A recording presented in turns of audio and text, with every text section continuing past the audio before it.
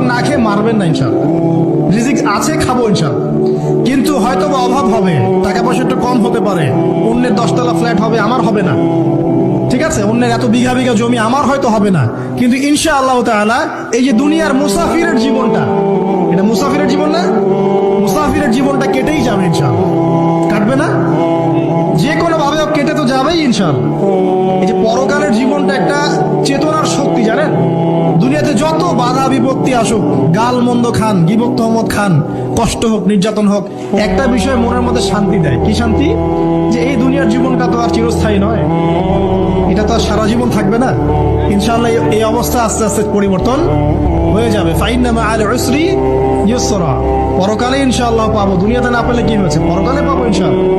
যুবক ভাই, এসব জেনা ছেড়ে দেন, আল্লাহ রাব্বুল আলামিন আপনার জন্য হুর রেখেছেন জান্নাত, ইনশাআল্লাহ পাবেন ইনশাআল্লাহ।